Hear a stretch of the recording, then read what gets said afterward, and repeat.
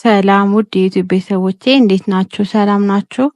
እኔ ደህና ነኝ፣ እግዚአብሔር ይመስገን። ዛሬ በፀጉራችንን የምንንከባከብበትን ቆንጆ የሆነ ውህድ ይላችሁ መጥቻለሁ። ውህዳችንን የምናዘጋጀው በካሮት ነው። ያው እዚህ ጋር እንደምታዩት ካሮት አዘጋጅቻለሁ። ካሮቴን እጥብ አድርጌ አዘጋጅቼን ያመጣሁትኝ። እናንተ ቆንጆ አድርጋችሁ ታጥቡታላችሁ።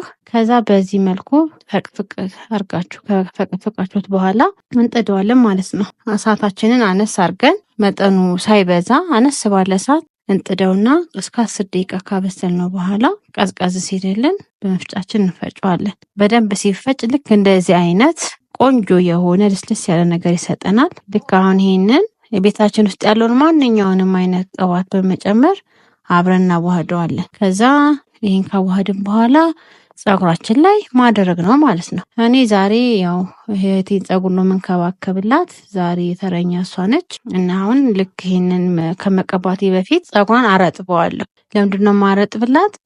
ውህዱን ሳረግ ቶሎ ከፀጉሯ ጋር እንዲዋሃድልኝ ያደርግልኛል ማለት ነው። ቶሎ እንዲዋሃድና ወደ ውስጥ እንዲገባ ያደርገዋል እርጥበቱ ማለት ነው። እና አረጥበዋለሁ። ከዛ በኋላ እንደዚህ እንደምታዩት እየከፋፈልኩኝ ለመቀባት እንዲመቸኝ ውስጡን ሁሉንም ነገር ቅብት አድርጌ ማሳጅ አረግላታለሁ። ማሳጅ ካረኩት በኋላ በሻወር ኬፕም ይሁን ወይም ደግሞ ልክ እንደኔ በእንደዚህ በፌስታል አርጋቸው እስር አርጋቸው ከ30 ደቂቃ እስከ 1 ሰዓት የሚሆን ለዋ ላይ ታቆዩታላችሁ ማለት ነው። ከዛ በኋላ መታጠብ ነው። ምርጥ የሆነ ቆንጆ የሆነ ውጤት ነው የምታገኙት። እውነቴን ነው የምላችሁ።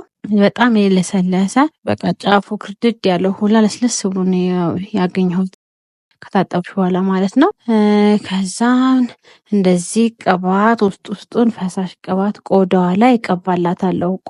ቆዳውን ብቻ ፈሳሽ ቅባት ቀባዋለሁ እንዲረስ ሞይስቸራይዝ ማለት መራስ ስላለበት ቆዳችን ድርቀት እንዳይሰማው ፈሳሽ ቅባት በደንብ እንቀባዋለን። ከበመቀጠል ዛላውን ደግሞ እንደዚህ በጭቃ ቅባት አድርገን ዛላውን እስከ ጫፉ ድረስ በደንብ አድርገን እንቀባዋለን። ከዛ በኋላ እቺን ከጨራረስን ከፈል አድርገን እንደዚች ፀጉሯን ቆንጆ አድርጌ ቀለል ባለ ሳይጠብቅ እሰራታለሁ ማለት ነው። ሳይጠብቅ እሰራታለሁ። በንጋታው ሲፈታ ቆንጆ ልስልስ ብሎ በቃ የማያስቸግር ልስልስ ያለ ፀጉር ነው የምናገኘው ማለት ነው። እና ይሄንን ይመስላል የዛሬው ውህዴ። በቀጣይ በሌሎች ነገሮች ደግሞ እመጣለሁኝ ብዬ ተስፋ አደርጋለሁ ከእግዚአብሔር ጋር። ቪዲዮን ከወደዳችሁት ላይክ አርጉልኝ፣ ሼር አርጉልኝ፣ ሰብስክራይብ አርጉኝ፣ አበረታቱኝ እላለሁ ወዳጆቼ። አመሰግናለሁ።